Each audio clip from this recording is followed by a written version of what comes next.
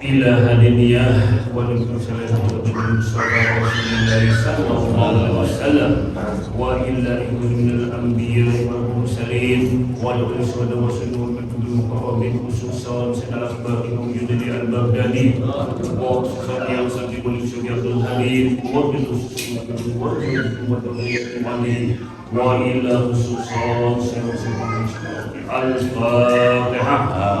A'udzu billahi minasyaitonir rajim. Alhamdulillahi rabbil alamin. Iyyaka na'budu wa iyyaka nasta'in. Shiratal ladzina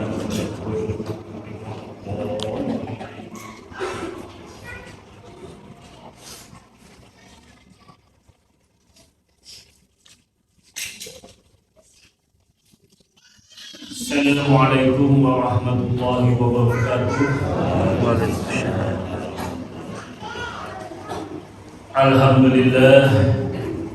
Alhamdulillahilladzi karrama bani Adam wa astafa minhum ulama wa qala minhum zuhada wal hukama wal kurama wa faddala minhum al-arifina billahi wa sifat wal asma wa adabahum lazzatal mahabbati wa qalhum haqiqatal ashiya'i minal ardi wa sama wassalatu wassalamu ala sayyidina Muhammadin khatamil anbiya alladhi khuliqa min zatihi wa min jabil ashiya wa ala alihi wa ashabihi sadatil awliya wa ala tabi'in wa tabi'in tabi'in bisanin ila yaumil jazaa. Subhanaka la ilma lana illa ma 'allamtana innaka antal alimul hakim wa la haula wa la quwwata illa billahil 'aliyyil 'azim. Amma ba'd. Masyarakat salikin dan salikah, kaum bapak dan kaum ibu jamaah pesantren Akmaliyah, saudara-saudaraku semuanya, baik yang hadir di majelis hakikat ini maupun yang mendengarkan di lingkungan pesantren Akmaliyah, dan juga baik yang mendengarkan melalui audio maupun video streaming Akmaliyah. Insyaallah mudah-mudahan di senja hari ini kita senantiasa selalu mendapatkan limpahan rahmat berkah serta hidayah dari Allah Subhanahu wa taala. Amin ya rabbal alamin. Sebelum kita mulai kajian kita kembali, itu ialah kita memulai setelah beberapa bulan yang lalu kita tawaful, lalu kita masuk kepada bulan Ramadan.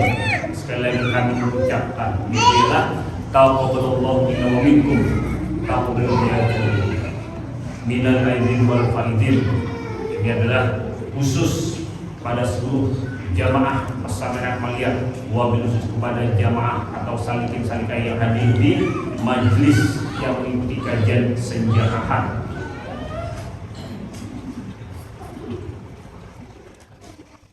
Oleh karenanya marilah kita mulai kembali kajian kita, di mana kita membahas kitab Syarhus Salikin, di mana kita pada sebelum tawakuf, sebelum penutupan adalah kita masih membahas, yaitu di mana adalah pada pasal atau pada bab yang menyatakan tentang mahabbah atau cinta atau kasih, lalu zuk, rindu dan ridho.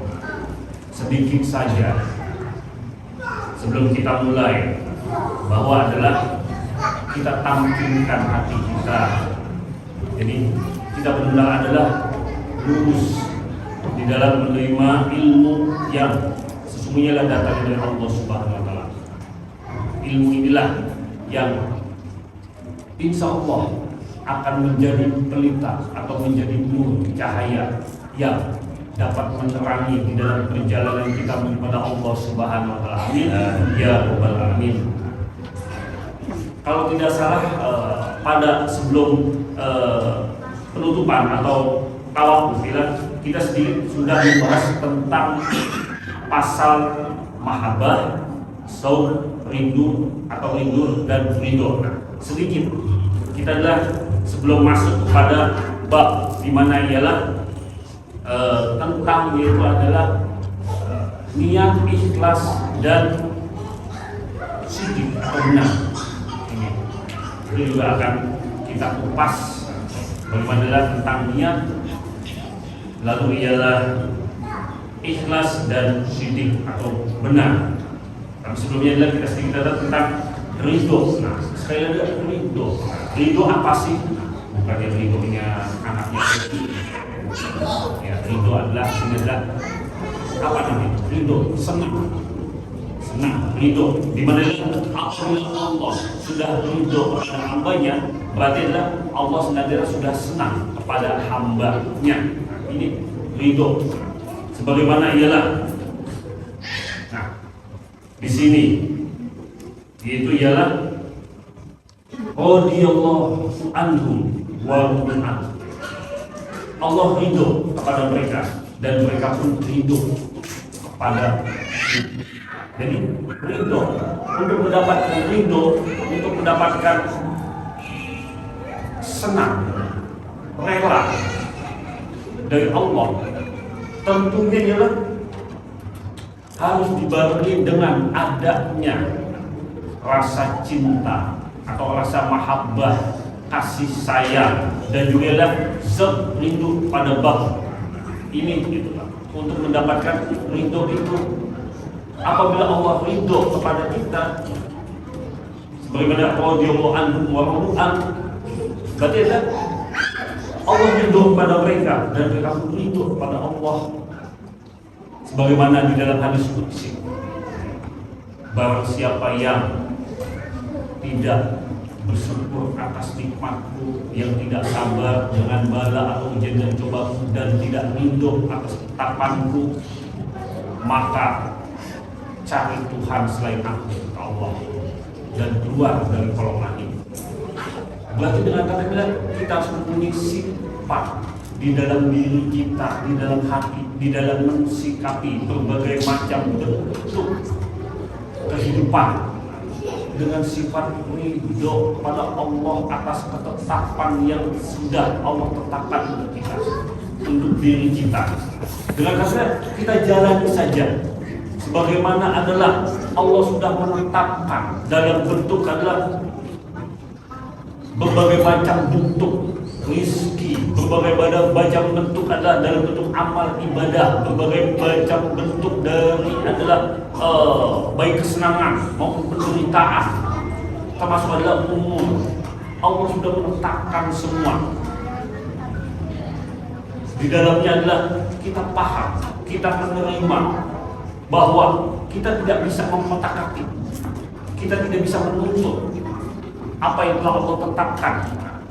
Oleh karena kita disuruh ada ridho, senang atas ketetapan Allah, baik dalam urusan rizki yang sudah Allah tetapkan. Rizki ini juga bukan hanya sebatas harta benda, tetapi rizki yang ada di wilayah diri kita. Bentuknya dalam bentuk adalah kesenangan, kesukaan di dalam diri kita, nikmat-nikmat itu juga rizki. Nikmat iman, nikmat Islam, nikmat sehat, nikmat apalagi banyak. Jadi rizki itu bukan hanya sebatas materi yang ada, apalagi uang, bukan rizki itu. Orang mendapatkan kesehatan sehingga dia adalah jarang sakit, itu rizki dari Allah dalam bentuk adalah nikmat sehat. Jadi kita menerima ketetapan Allah. Tetapi kalau kita dibalik, bagaimana kita dihadapkan dengan berbagai macam bentuk. Nah, apa itu? Kesusahan. Allah menetapkan kita adalah hidup menderita, serta kekurangan, diberi banyak macam penyakit. Tentunya adalah Allah menyuruh untuk ridho. Ridho inilah dengan maksudnya selalu adalah husnuzon kepada Allah Subhanahu wa taala. Husnuzon di sini berarti adalah adanya sangka baik bahwa memang itulah ketetapan dari Allah yang terbaik untuk kita. Yang bisa jadi adalah ketetapan itulah sangat mulia di sisi Allah, sehingga ketetapan tersebut adalah mendekatkan diri kita kepada Allah Subhanahu wa Ta'ala. Tidak sedikit orang yang berlimpah rezeki, harta benda justru adalah jauh dari Allah. Justru lebih cepat dia masuk kepada lembah kesesatan, lembah api neraka.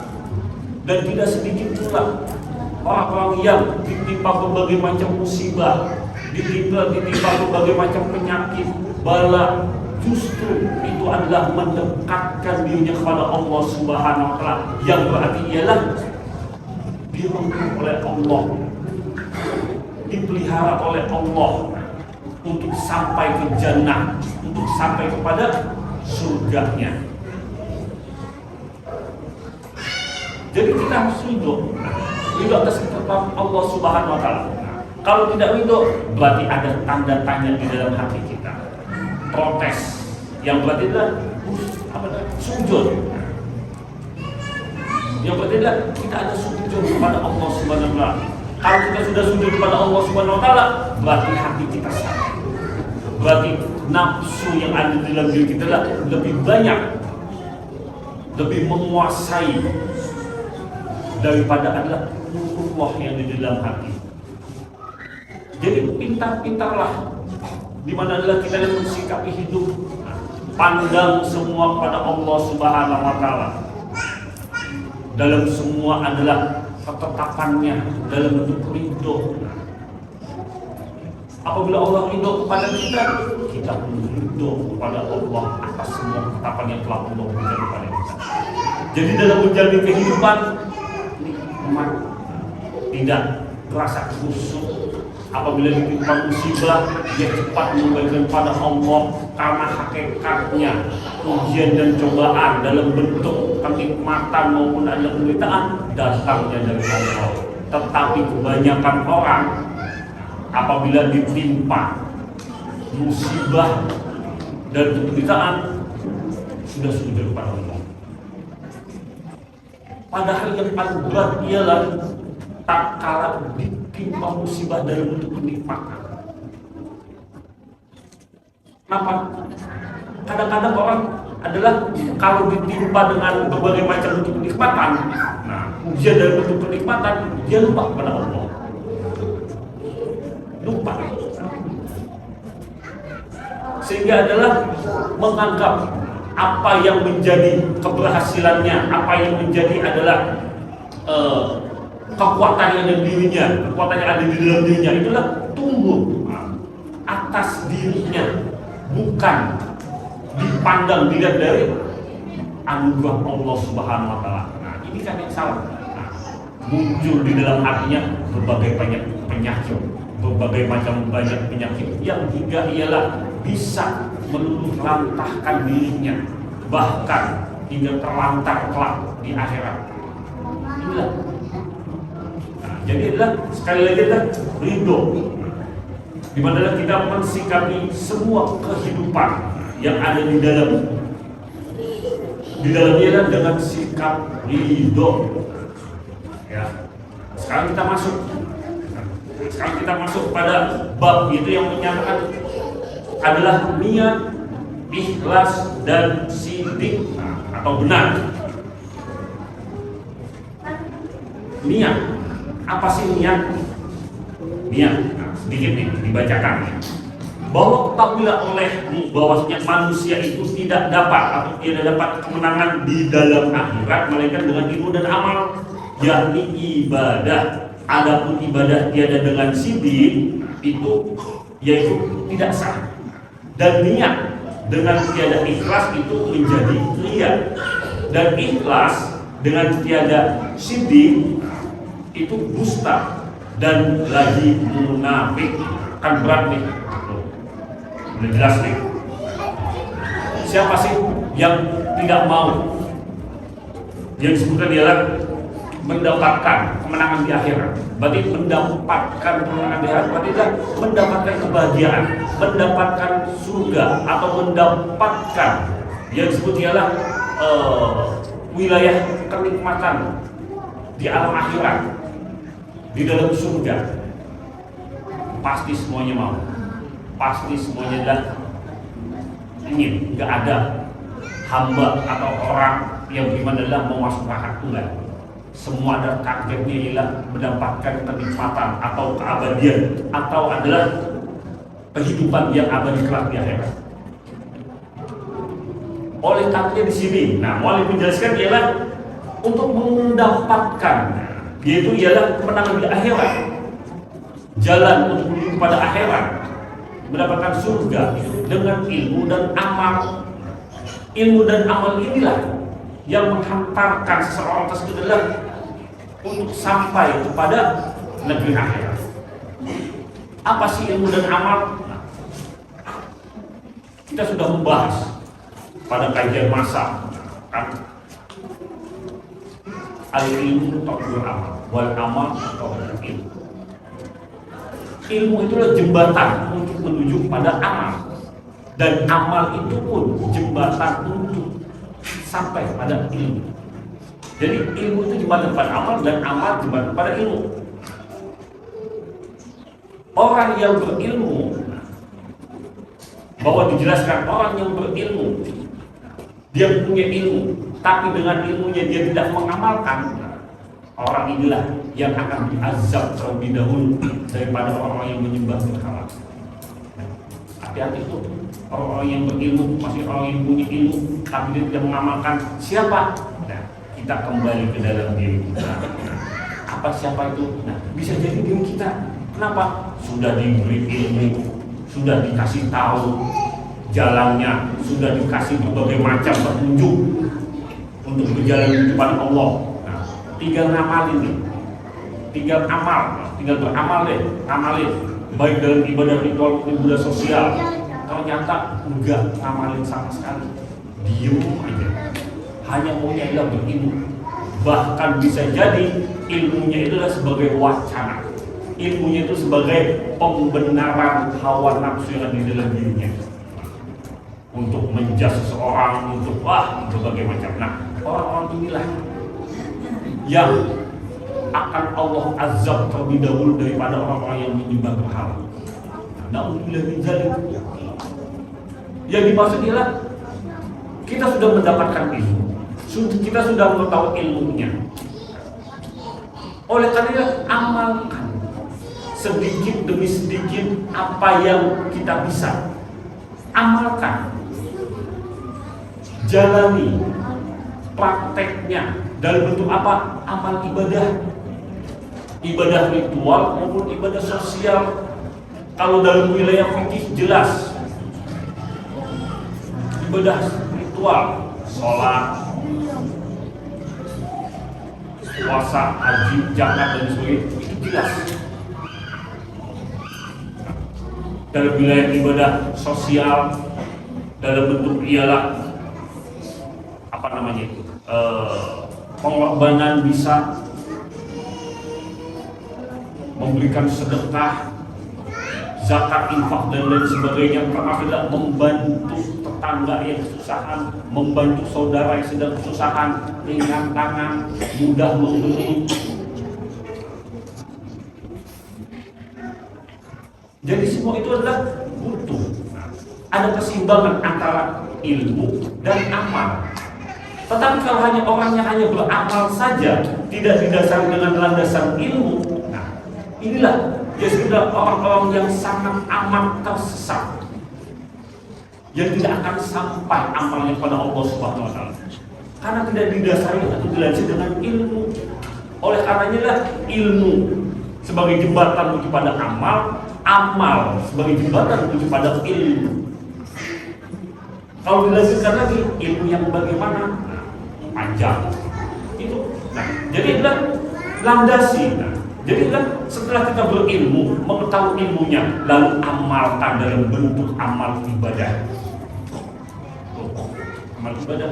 Setelah kita tahu, di sini mau dijelaskan ya, yaitu adalah ibadah dengan tiada benar atau tiada sidik, itu tidak sah. Ibadah apa? Ya, kita ambil contoh yang simpel. Ibadah-ibadah yang anggaplah ibadah ritual, sholat. Nah, kita ambil contohnya ibadah sholat. Orang kalau sholatnya tidak benar, tidak sidik, tidak benar, nah, berarti tidak sah. Bahkan bisa jadi adalah dibilangnya adalah bid'ah. Nah, ini udah ekstrimnya. Contohnya adalah dia seenaknya karena adalah anggaplah dia mempunyai kekuatan, dia mempunyai semangat yang tinggi. Akhirnya ibadah yang sudah menjadi tetapan seperti ibadah bila sholat wajib, main nambah-nambahin rokaatnya, mungkin adalah dalam bentuk adalah rukun sholatnya. Inilah yang disebut adalah sesuatu yang baru, sesuatu yang mungkin adalah bisa disebut adalah bid'ah, yang disebut hakikat bid'ah di dalam ibadah ritual. Itu tiada sah, tidak benar. Apa itu? Nah, jelas. Kullu bid'atin dolalah wa kullu dolalatin finnar. Sesuatu yang dimulakan atau yang baru, dan bid'ah itu, bid'ah dolal itu adalah pasti akan masuk ke dalam neraka. Tidak, bid'ah itu dolalah dalam urusan ilmu wilayah ritual yang sudah baku, yang sudah dicontohkan oleh Nabi besar kita Muhammad SAW. Sholat, puasa, karena puasa masih sejak jam 6 udah maghrib terus lanjut sampai 12 malam. Ini tidak akan sah, hanya tidak akan mengungkapkan kebenaran di dalamnya.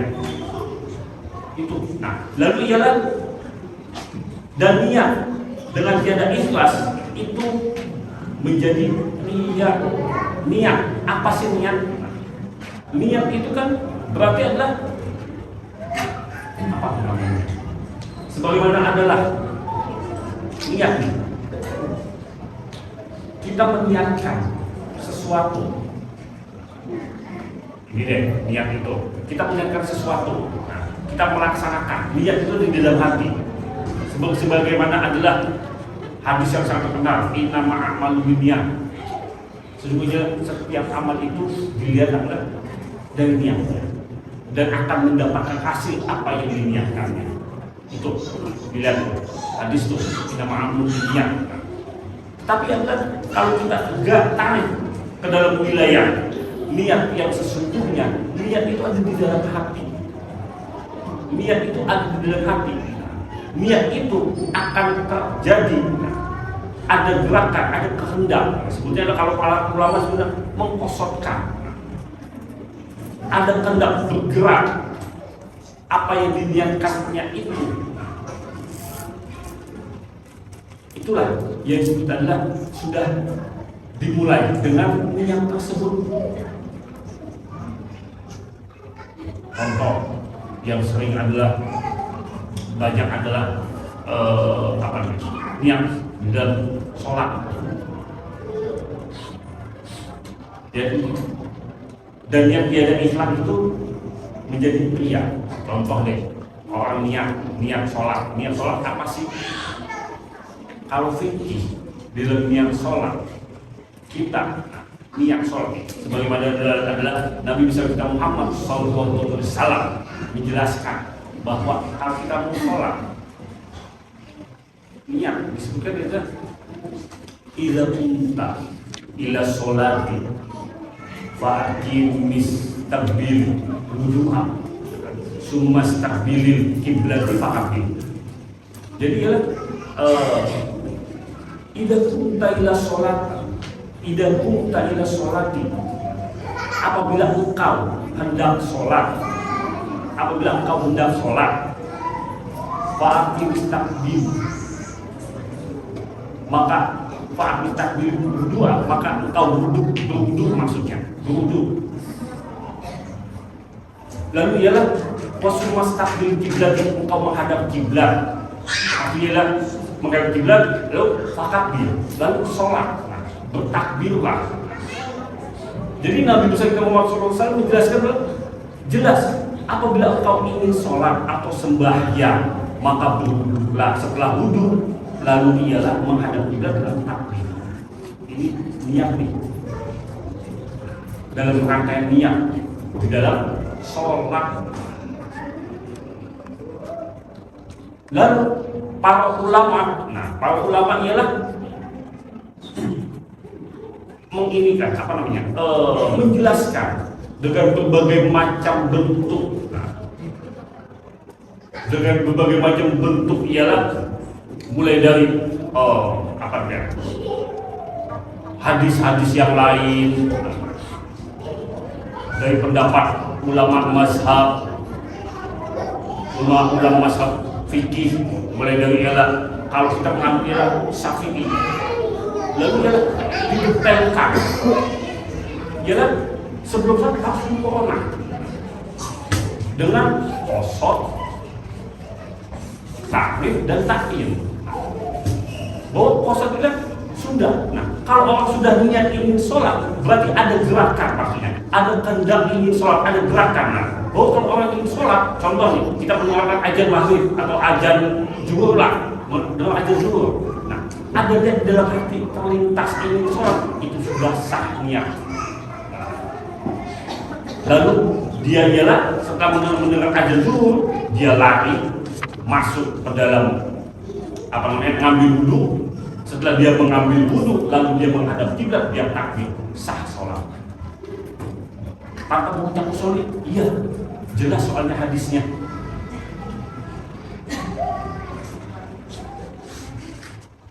Dan para ulama akhirnya mendetailkan dengan bagaimana itu adalah rangkaiannya dengan qasad, takrif dan takyin.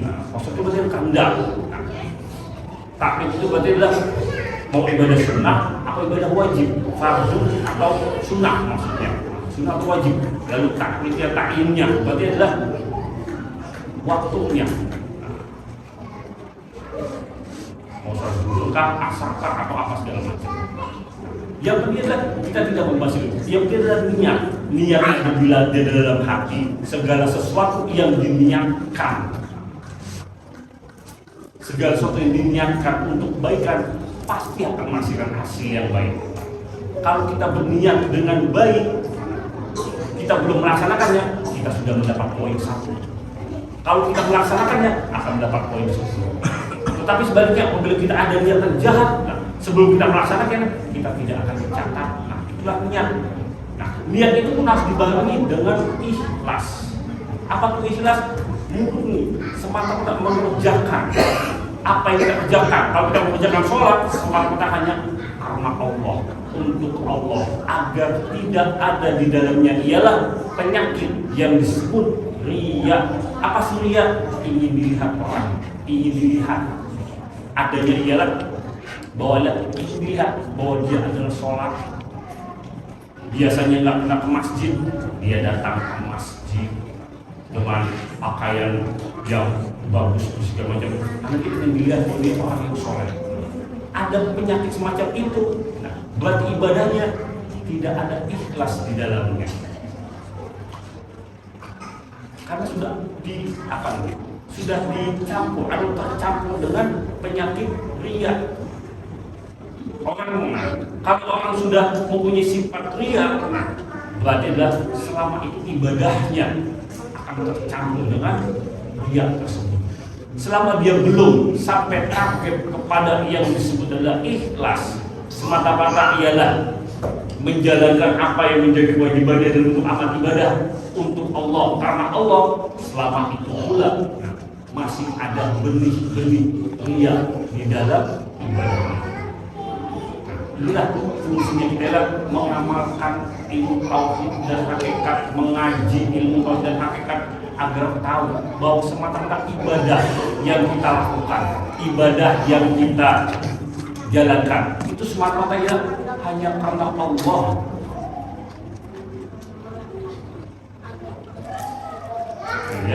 Itu. Dan ikhlas tiada sidik, itu dusta lagi munafik. Dan ikhlas tiada benar, membenarkan. Ikhlas itu hanya karena Allah, berarti ialah menjadi orang yang disebut ialah munafik. Dusta lagi munafik kan berat ya. Jadi itu.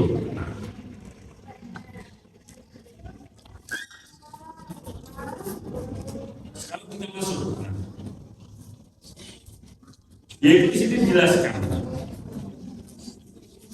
Walam taqulu lillazina yad'una rabbahum bil ghadati wal 'ashyi yuriduna wajha.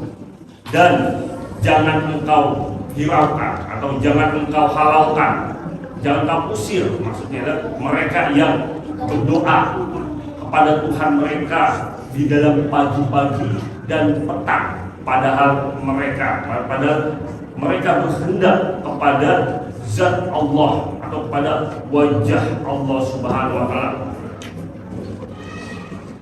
Dan murad dengan berkehendak di dalam ayat ini yaitu adalah niat yang ikhlas. Dan hanya saja jadi segala amal itu adalah dengan niat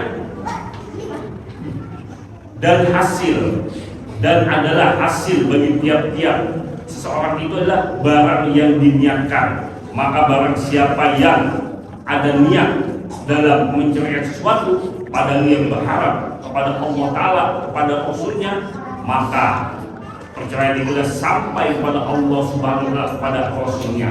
Dan barang siapa yang niatnya itu menceraikan sesuatu, padahal dia berkehendak kepada dunia yang didapatnya atau berkehendak kepada perempuan yang sudah kawin, dia maka adalah dia berkehendak seseorang sampai kepada yang dikehendakinya akan dia itu. Jadi jelas nih bahwa hanya saja segala amal itu adalah dari niat apa yang akan mendapatkan yang berdasarkan diniatkannya. Kalau orang meniatkannya untuk kebaikan, dia akan mendapatkan kebaikan. Orang yang hijrahnya untuk sesuatu bukan karena Allah, dia akan mendapatkan sesuatu bukan karena Allah. Orang yang hijrahnya karena Allah dan Rasulnya, dia akan mendapatkan sesuatu itu karena Allah dan Rasulnya. Hijrah. Bagaimana kita nih? Kalau kita dalam meniatkan sesuatu beribadah, anggaplah kita adalah menyiapkan sesuatu untuk Allah dan Rasulnya dalam bentuk apa? Nah, banyak hal. Dalam bentuk kebaikan, membantu saudaranya, kita akan mendapatkan apa yang kita niatkan itu adalah karena Allah dan Rasulnya. Dengan kata inilah niat itu dilandasi dengan ikhlas. Niat tidak dilandasi dengan ikhlas berarti adalah sebuah keniscayaan. Niat ya. Nah, itu manusia. Nah, lagi nih. Manusia itu ada 4 perkara yang disebutkan. Yaitu yang pertama ialah laki-laki yang memberi akan dia oleh Allah Ta'ala akan ilmu dan harta, maka ia mengamalkan ilmunya di dalam hartanya. Maka berkata seorang laki-laki itu, jika memberi akan daru oleh Allah Ta'ala akan harta seperti yang memberi dia akan seorang laki-laki itu, niscaya akan berbuat apa yang ia perbuat dengan harta itu. Maka adalah kedua laki-laki itu ialah mendapat pahala yang bersamaan. Dan lagi seorang laki-laki yang memberi akan dia oleh Allah Ta'ala akan harta dan dia memberi dia akan ilmu, maka adalah dia fajir atau fasik atau melakukan dosa dengan sebab jahilnya. Dan di dalam menggunakan hartanya itu, membelanjakan hartanya itu, maka berkata seorang laki-laki, jikalau memberi oleh Allah Ta'ala akan daku akan hartanya itu seperti yang diberikan pada laki-laki itu, niscaya aku berbuat seperti laki-laki itu perbuatan akan hartanya itu, maka kedua laki-laki itu dalam dosa yang bersamaan. Jadi maksudnya begini nih, ialah seseorang yang diberi ilmu oleh Allah dan harta, dan ia menggunakan hartanya dengan ilmunya untuk di jalan Allah, sehingga ia menjadi contoh untuk orang lain yang mengikutinya, yang membelajarkan hartanya dengan ilmunya di jalan Allah, dia sama akan mendapatkan pahala dari Allah Subhanahu wa Ta'ala, akan mendapatkan keberkahan dari Allah Subhanahu wa Ta'ala. Begitupun sebaliknya, orang yang hanya diberi harta oleh Allah tapi dia tidak mempunyai ilmu, sehingga hartanya itulah dibelanjakan untuk di jalan yang salah. Dan orang lain yang mengikutinya bahwa hartanya dia juga ikut untuk dibelanjakan kepada jalan yang salah, yang tidak benar, orang-orang inilah yang disebutkan ialah akan mendapatkan dosa yang bersamaan. Karena menjadi contoh. Kalau kita sendiri berarti kita memilih adalah ilmu yang sebagai bekal. Karena dengan ilmu itu adalah kita mempunyai harta untuk kita belanjakan jalan Allah Subhanahu wa Ta'ala. Kan? Jadi harta. Nah, jadi maksudnya adalah orang yang mempunyai ilmu agama, dia pasti akan tahu, akan dengan jelas bahwa harta yang dia miliki itu adalah titipan dari Allah. Harta yang dia miliki itu dalam bentuk rezeki adalah sebuah anugerah dari Allah, yang sesungguhnya ialah ada haknya Allah di situ, ada haknya untuk di jalan Allah, sehingga dengan ilmu yang dia punya, dia membelanjakan sebahagian hartanya untuk di jalan Allah. Sebagaimana Allah menjelaskan, ya ayyuhalladzina amanu hal adullukum ala tijaratin tunjikum min adzabin alim tu'minu billahi wa rasulihi wa tujahiduna fi sabilillahi bi amwalikum wa anfusikum dzalikum khairun in kuntum ta'lamun. Inilah orang-orang yang mendapatkan ilmu, yang sehingga apabila Allah mengajak untuk berniaga dengan Allah, dia akan mengikuti sehingga akan terhindar dari azab yang pedih. Dia akan mengikuti Allah dan Rasulnya karena di dasarnya adalah adanya ilmu. Makanya itu ilmu itu penting. Ilmu itu penting untuk adalah membimbing dirinya ke jalan yang lurus, ke jalan yang benar, sehingga harta yang dia punya adalah untuk di jalan Allah Subhanahu wa Ta'ala. Sehingga ialah jelas yang tadi ayat kami jelaskan, dia berniaga dengan Allah sehingga harta yang dia punya adalah untuk di jalan Allah Subhanahu wa Ta'ala. Harta yang dia punya adalah untuk fakir miskin, untuk berbagai macam bentuk ialah umat, pembangunan masjid, pesantren, sholat dan lain sebagainya. Maksudnya ada haknya Allah di situ yang dia adalah tidak akan dia genggam atau dia simpan. Karena dengan itu dia akan tahu bahwa sebenarnya itulah memang adalah Allah mengajaknya untuk berniaga agar dari azab yang pedih, dari azab yang pedih. Nah, kalau tidak dengan itu, niscaya tidak akan tahu. Begitupun sebaliknya, orang yang hanya punya harta tapi dia diberi ilmu, dia tidak tahu, tidak mau tahu maksudnya, dia cuek sehingga seenaknya, karena mengambil harta yang dia punya atas jerih payah dirinya, atas usaha dirinya, atas kerja keras dirinya, sehingga tidak ada sedikit pun lintasan di dalam hatinya, bahkan adalah lintasan di dalam pikirannya, hatinya adalah bahwa untuk di jalan Allah Subhanahu wa Ta'ala. Karena tidak punya ilmu. Apabila orang ini menjadi contoh bagi yang lainnya pun ikut dosa secara bersamaan. Maka itu adalah sebuah contoh di mana adalah sangat pentingnya, di mana adalah kita berilmu dan beramal. Makanya ilmu dan amal tidak bisa dipisahkan. Tidak bisa dipisahkan. Nah. Dan lagi, sebagaimana Nabi sallallahu alaihi wasallam bersabda, "Innama yaqtatilul muqtatiluna 'alal niyat." Aisyah, orang yang berbunuh-bunuhan itulah mati. Mereka di atas barang yang diniatkan oleh mereka itu, yakni apabila berniat kebaikan, maka dapat ia akan kalah, dan apabila ia niat kejahatan, maka ia akan dapat siksa. Itulah bagaimana ialah di dalam sebuah hadis menjelaskan yang bilang bahwa adalah ada apabila ada dua orang muslim mukmin yang sama-sama sedang saling membunuh, kedua-duanya itu akan masuk neraka. Yang hendak membunuh masuk neraka, yang membela dia itu akan masuk neraka. Ini kenapa bisa demikian? Karena di dalam hatinya ada niat ingin membunuh.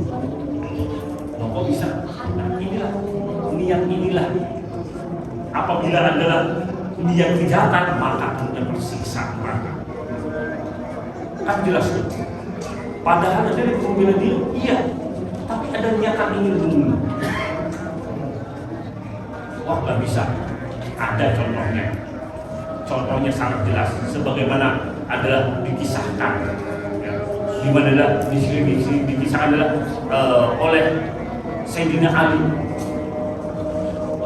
pada saat beliau ialah berperang melawan orang yang tinggi besar, duelan satu dengan satu yang lainnya, duel dengan pedang. Pada saat orang yang tinggi besar itu kalah dan Sayyidina Ali hendak menguruskan pedangnya, dia menunda,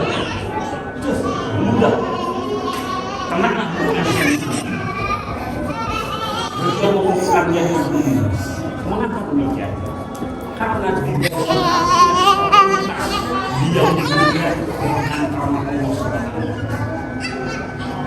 ada nafsu di dalamnya, terlintas sedikit, ada kekesalan. Inilah yang dimaksud. Akhirnya beliau mengumpulkannya dulunya. Ketika ditanya, mengapa kau tidak membunuh Ali? Membunuhnya pada saat dia menunda dan hendak menguruskan pedangku.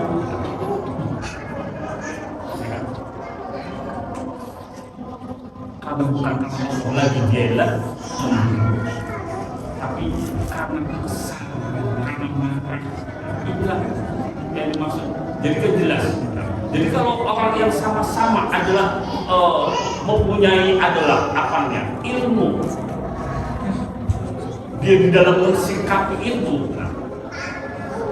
dia boleh membela diri. Tapi pada saat ada kuasa, dia tahan kuasa itu agar terhindar.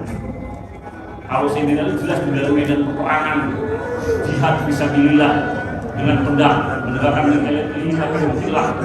Kalau kita contoh seandainya adalah datang orang yang membunuh kita membela diri, ternyata kita menang, itu adalah membunuh, sama kita akan masuk neraka tersebut. Tapi kalau kita ada bisa membela diri dan kita sudah puasa, itulah yang disebut adalah memaafkan berbagai macam bentuk caranya.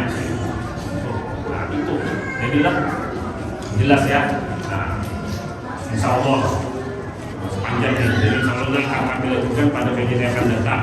Jadi sebelum saya tutup, kami tutup adalah nanti setelah sholat isya berjamaah, jangan pulang dulu, itu akan ada akikahan anaknya Ido, anaknya Ido itu akikahan sudah rahasia, tapi nggak apa-apa karena adalah akikah anak yang ketiga, berarti yang ketiga laki-laki, yang ketiga akikah. Karena pada saat waktu mau akikah bulan lalu itu kita pertemuan dengan istri Syakban, mau akikah lagi udah tawakuf bulan puasa, akhirnya sepakat di awal kajian sehat akan diakikah ya. Dan insyaallah mudah-mudahan. A'udzu billahi minasyaitonir rajim. Bismillahirrahmanirrahim. Raditu billahi wa bisyahidi Muhammadin nabiyya wa raditu billahi wa bisyahidi Muhammadin anbiya asyhadu an la ilaha illallah wa asyhadu anna muhammadar rasulullah. Wassalamualaikum warahmatullahi wabarakatuh.